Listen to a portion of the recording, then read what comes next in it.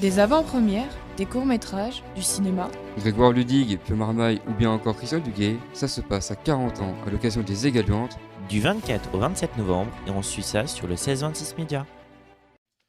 Bonjour et bienvenue sur le 16-26 Média. Ici Océane. Nous sommes au Festival du cinéma Les Égaluantes à 40 ans, en compagnie de Pomme, l'un des organisateurs des Égaluantes.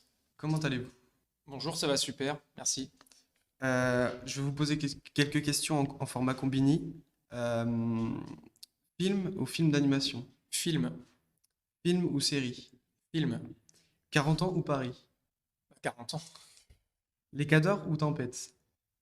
Euh, Tempête, Les Égaluantes ou le festival du film francophone d'Angoulême? les Égaluantes, Être spoilé ou spoiler ses amis?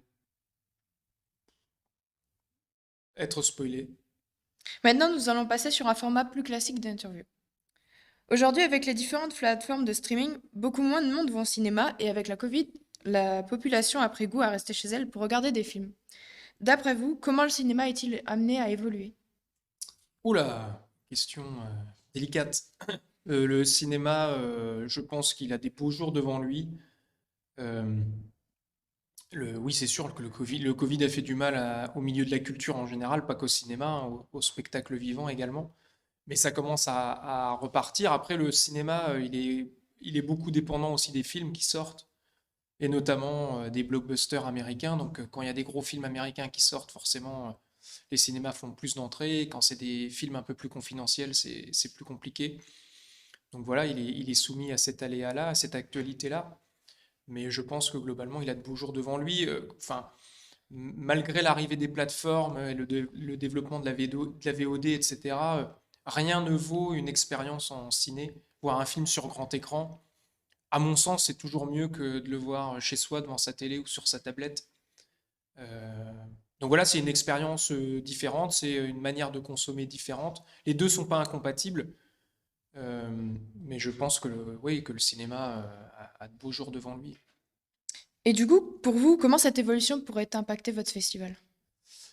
Alors à nous, c'est un peu différent parce qu'un festival, il y a justement ce côté événementiel. Donc évidemment, les gens viennent voir des films, mais il n'y a pas que ça. Il y a justement tout l'esprit festival qu'il y a autour des films et des séances, où on essaie justement de créer du lien, de faire de l'animation, d'essayer de créer des échanges, des rencontres entre le public, les invités, les différents intervenants, et créer aussi de la convivialité autour de tout ça, faire en sorte que les gens puissent voir plusieurs films, restent pendant au moins une journée ou pendant tout le week-end, et puis puissent profiter justement de toute l'ambiance du festival, à la fois au cinéma, au théâtre, à la salle des fêtes, voir aussi bien des documentaires que des longs métrages, que des courts. Et voilà, et tout ça, ça crée un engouement un peu particulier qui fait que on vit une véritable expérience de festival et c'est complètement différent que d'aller simplement voir un film au cinéma un soir au milieu de la semaine, quoi.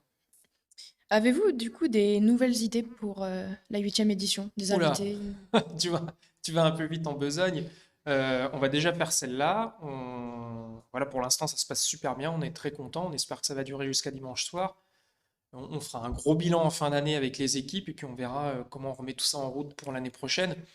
Il y avait quand même une grosse nouveauté cette année, c'est ce magnifique Magic Mirror qu'on a installé sur la place Vauban, en plein centre-ville de 40 ans, pour créer justement ce lieu de convivialité qui manquait au festival jusqu'à maintenant. Pour l'instant, ça fonctionne bien, ça nous donne plutôt raison d'avoir fait ce pari-là. Et puis après, voilà, on y va progressivement. Les idées, on les amène au fil des éditions, mais on n'essaie pas de tout révolutionner à chaque fois. On essaie de progresser, de l'améliorer, et on y va par petites touches. Et quels sont les films que vous voulez le plus voir durant le festival? Alors déjà, je ne veux pas en voir beaucoup, mais j'en ai quand même vu quelques-uns avant le festival, puisque comme on travaille à la programmation, c'est nous qui sélectionnons les films.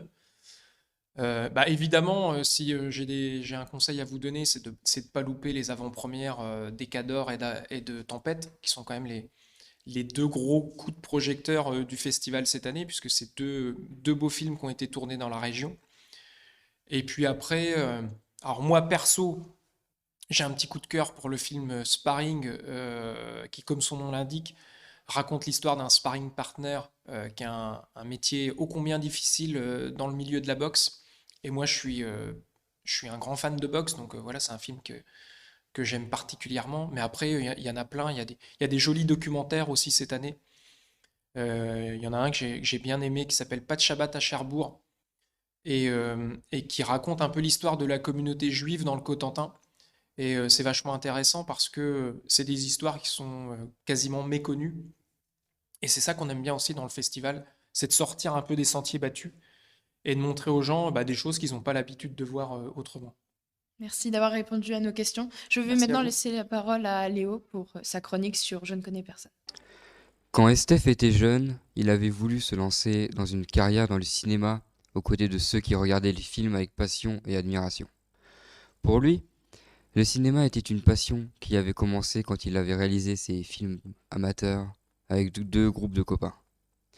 Ils avaient commencé à grandir en Normandie sans connaître personne, très loin de projecteurs et du milieu du cinéma. Estef s'était consacré à ses études sans rien perdre de vue et que c'était son rêve ultime.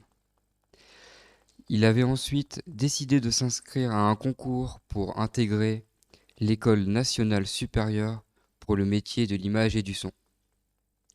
Il n'avait pas été accepté dans son école, mais Estef avait perdu tout son courage.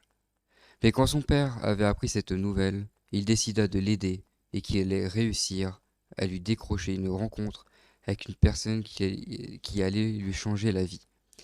Merci de m'avoir écouté et n'oubliez pas d'aller regarder Je connais personne cet après-midi à 14h45 à la salle des fêtes dans la salle documentaire.